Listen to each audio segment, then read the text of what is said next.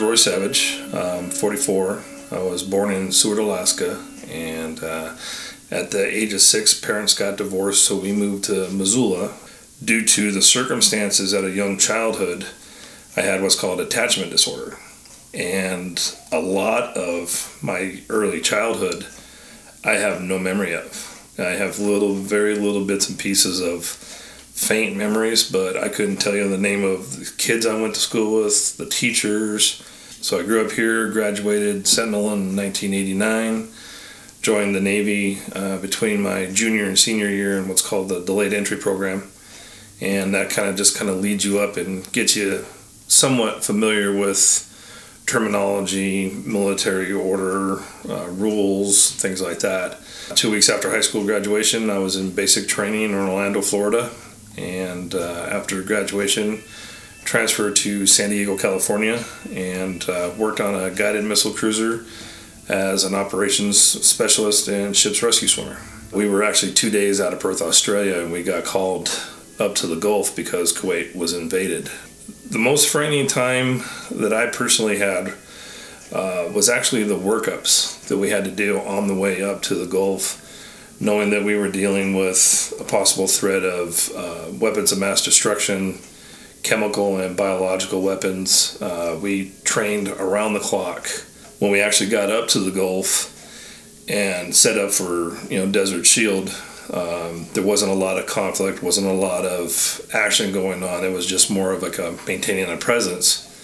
And then when we actually got into Desert Storm, and then they started doing the ground war, and we were launching missiles and rockets and stuff like that, you didn't think about it because it was just the training kicked in, took over, and it was a response. You just did your job, and you knew that you were prepared enough that if something did happen, you could respond and react without having to stop and freeze and think about it. And that's the way they do things.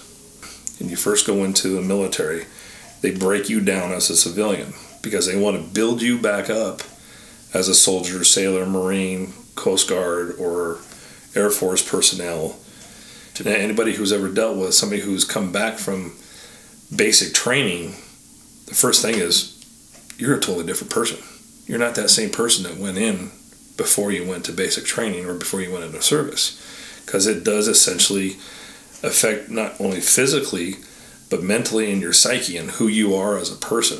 A common person might have a couple of traumatic events such as a death, an accident, something personal with themselves a couple times in a year. These veterans are going through this on a daily basis. It's like you go to combat, you go to sleep. You go to combat, you go to sleep. Then you get out of a situation where, say you were in Afghanistan on a Monday, you get out of the service, you're back home stateside on a Sunday, the following Sunday. There's no war, there's no camaraderie, there's no structure. They get out into a civilian world where they don't have the skill set to adjust necessarily.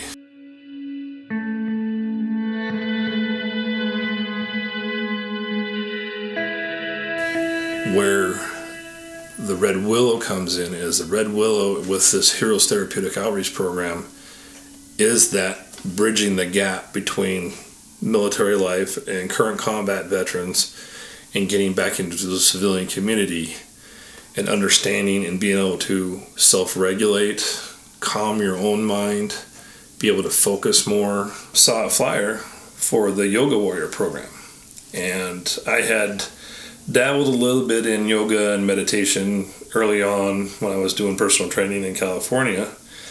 Thought, I'd be interested in checking it out again, and it was a program for veterans, so it was like a chance to get with other veterans and kind of get some exposure to the veteran community in Missoula, which I'd never really involved myself with. I just kind of put myself as an outcast. So I called up the Red Willow and ended up speaking with Kathy Mangan, the executive director, and told her that I was very interested in learning more about the Yoga Warrior program and what else they had to offer. I did the equine therapy and I did the mindfulness-based stress reduction. And at the same time, while I was still going to the vet center to see the counselor, I started doing these 3 classes. And within a very short amount of time, I would say probably 6 to 7 weeks, the concepts and the disciplines and the information that I learned both through the counseling and through the mindful resilience, the meditation, and working with horses, things started to really turn around for me to where moments that would make me kind of blow up or get really angry almost would actually instead make me laugh. I'd look at it in a completely different way.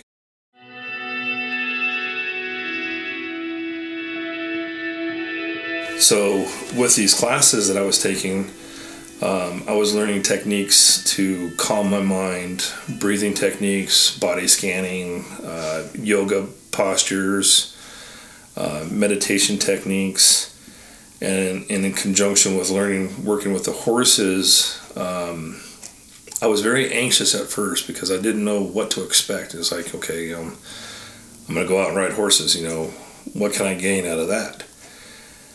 But I was still interested. And within a couple of sessions, it wasn't so much,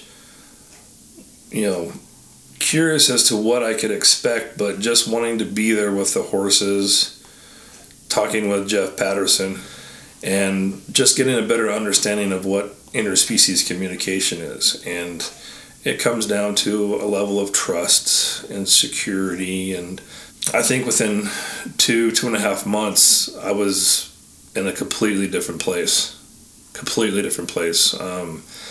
My girlfriend noticed that the silliest, stupidest little insignificant things wouldn't piss me off. I never flew off the handle and got violent, never turned on anybody. It was just like a little bit of bout of built up frustration, and you just had to let it get out.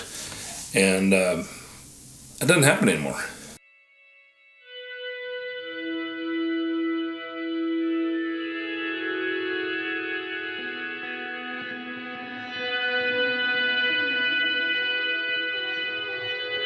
Doing yoga or Tai Chi or Qigong to alleviate chronic pain, so to give a veteran the ability to self-regulate and calm themselves down by breathing techniques or meditation techniques. Not only that, but reduce the signs and symptoms of PTSD, chronic pain, isolation, depression, rage, anger, and reduce the suicide rate.